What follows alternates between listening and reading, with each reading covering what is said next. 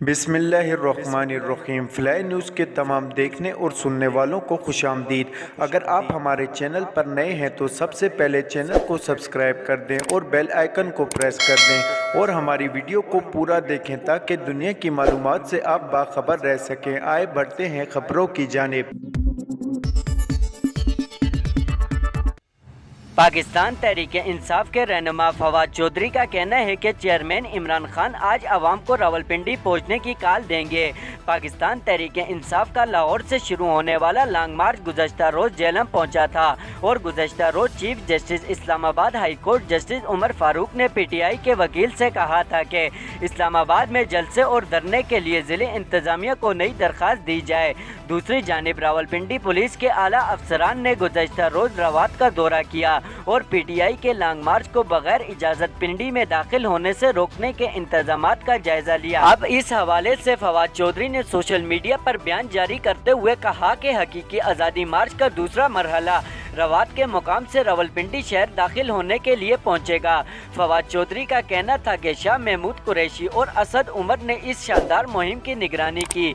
आज दोनों काफिले रवात के मुकाम पर मिलेंगे।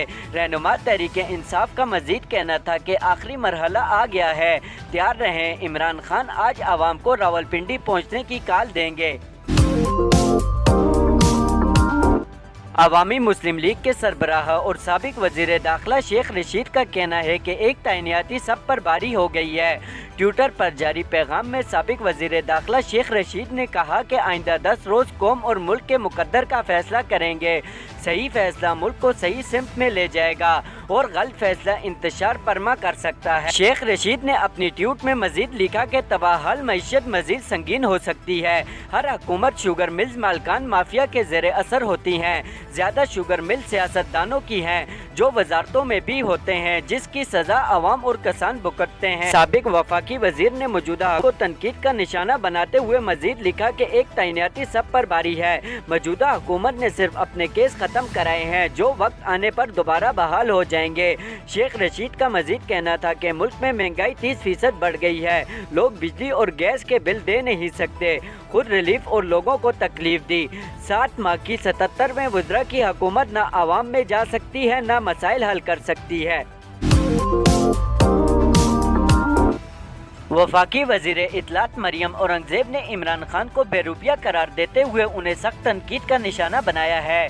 इस्लामाबाद में प्रेस कॉन्फ्रेंस करते हुए मरियम औरंगजेब का कहना था कि इमरान खान के खिताब से यकीन हो गया है कि उन्हें कोई गोली नहीं लगी, उन्हें इक़्तिदार जाने का गम लगा है और इमरान खान का long March work from home में तब्दील हो चुका है। तोशाखाना की घड़ी के हवाले से गुफ्तगू करते हुए वफाकी वजीर का कहना था कि हमारी घड़ी हमें वक्त बताती है, लेकिन इमरान खान की घड़ी ने उनकी औकात बता दी है।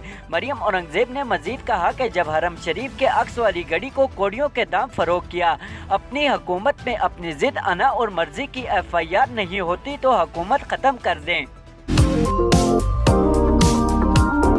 शुमाली कोरिया के सरबराह किम जोंग उन का कहना है कि मुल्क को दी जाने वाली धमकियों का जवाब जोरी हथियारों से देंगे। गैर मुल्की खबर रिसाल इदारे की रिपोर्ट के मुताबिक किम जोंग उन ने अमेरिका और इसके इत्तेहादियों को धमकी देते हुए कहा कि किसी भी एटमी कार्रवाई का जवाब एटमी हथियारों से दिया जाएगा। किम जोंग उन ने मुल्क के नए बैलिस्टिक मिसाइल के तजर्बे का मुआयना करते हुए अमेरिका को खबरदार किया। ख्याल रहे कि शुमाली कोरिया की जानिब से 2 रोज कबल बैलिस्टिक मिसाइल का तजर्बा किया गया था, जिसकी अमेरिका और अक़वाम मुत्तहिदा की सलामती कौंसिल समेत मुत्तहिद ममालिक ने मजम्मत की थी। जनूबी कोरिया ने पड़ोसी ममालिक पर इल्ज़ाम आयद करते हुए कहा था कि शुमाली कोरिया ने मशरिक की जानिब मिसाइल फायर किया। जनूबी कोरिया की हुकूमत का कहना था कि शुमाली कोरिया ने मशरिक की जानिब बैनुल बराअज़मी बैलिस्टिक मिसाइल फायर किया।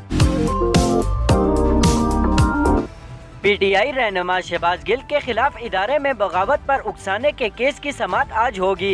इस्लामाबाद की मुकामी अदालत की जानिब से आज पीटीआई रहनुमा शहबाज गिल के मुकदमे में फर्द जुर्म आयद किए जाने का इम्कान है।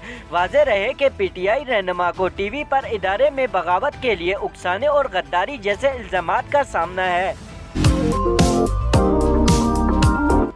नैब कराची से एक और पैरा स्कूटर ने इस्तीफा दे दिया।